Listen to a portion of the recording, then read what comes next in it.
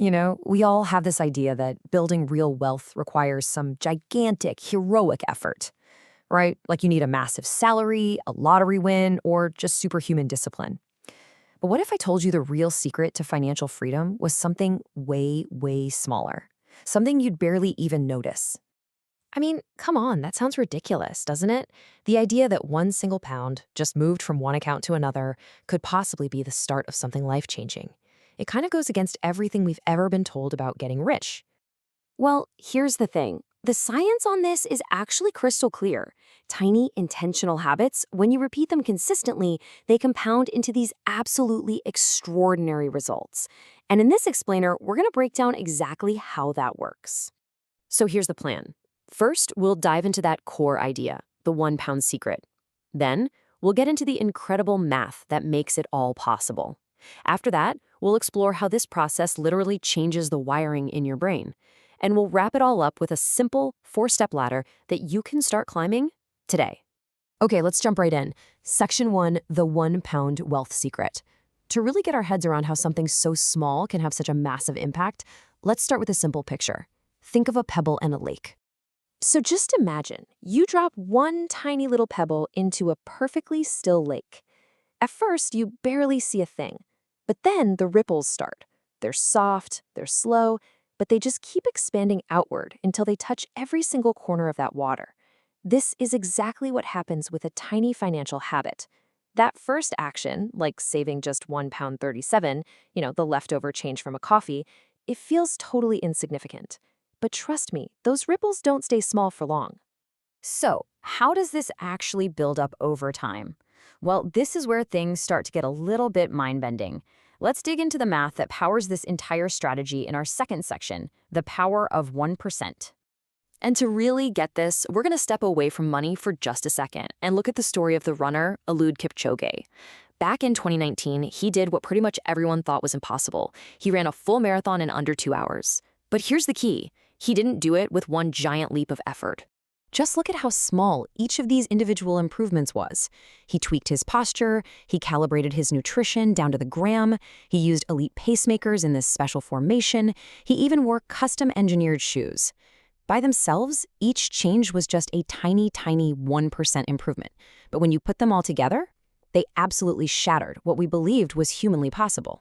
So what does that look like when we bring it back to our finances? Well, imagine 2 different paths over a single year. On one path, you decide to get just 1% better every single day. On the other, you let things slide by just 1%. The difference between those 2 outcomes is, well, it's just staggering. Check this out. If you improve by just 1% each day, after a full year, you are not 365% better off. No, you are nearly 38 times better than when you started. That is the explosive power of compounding. It's not a straight line up, it's an exponential curve that just takes off. This quote from the source material really hits at home. It's not about making modest progress. It's about creating a fundamentally different result. And this just brilliantly shows why focusing on those tiny, consistent actions is the most powerful money strategy you could possibly have. Okay, so the math is undeniably powerful. But this whole thing goes way deeper than just your bank account. It actually physically changes your brain. So let's look at section 3, rewiring your money brain. So here's what's happening. Every single time you do one of these small financial habits, checking your app, moving that 1 pound into savings, you are literally rewiring your brain. Neuroscientists call these things neural shortcuts. Each time you repeat the action, that pathway gets stronger, and research from University College London shows that after about 66 days on average, the behavior becomes automatic. It becomes effortless. But honestly, here's the most powerful part of all of this. It's not just about what you do. It's about who you become. Every small win, no matter how tiny, sends a little message to your subconscious that says, hey, I am someone who manages money well. You stop being someone who's just trying to save, and you start becoming a saver. And that identity shift, that's what makes these habits stick for life. Let's see how this plays out in the real world. Let's meet Sophie. She's a young professional who, like a lot of us, had tried and failed with all the traditional, complicated budgets.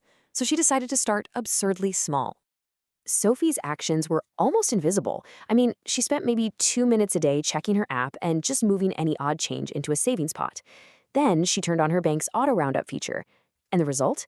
In just 3 months, she'd saved over 250 pounds without feeling any financial pinch at all.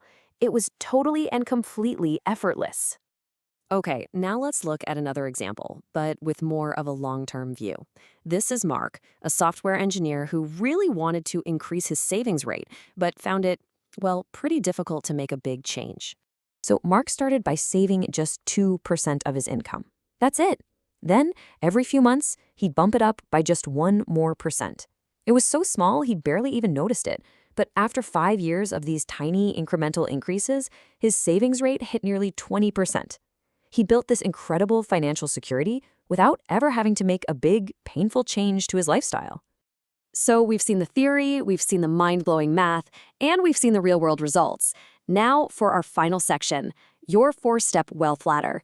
This is the practical, step-by-step plan you can use to put all of this into action, like right now. This 4-step ladder is really the key takeaway. First up is awareness. You just start noticing your financial habits, that's all. Second is action. You make one small, deliberate change. Third is accumulation. This is where you start to watch those little wins stock up and your confidence just grows and grows. And finally, the goal, autopilot, where your system is running itself in the background without you even thinking about it. And you can start climbing that ladder in the next 5 minutes. I'm serious. Go on, open your banking app right now. Create a new savings pot or space and call it your 1% wealth fund. Transfer just £1 into it. That's your first pebble. Then set up a recurring weekly transfer, even if it's just for a fiver. That's it. You've officially started. Let's just wrap things up with this really powerful idea. Wealth, most of the time, isn't about luck or some huge inheritance. It's about process. It's about having a system that just works for you, quietly compounding away in the background. And that's exactly what we've been talking about this whole time. The 1% rule, the pebble in the lake, these tiny compounding habits, that is your system. It's quiet, it's powerful, and it's just waiting there for you to begin. So I'm going to leave you with this one final thought. Forget about the monumental goals for just a second. Just focus on the very first step, that very first pebble. What will your first tiny action be?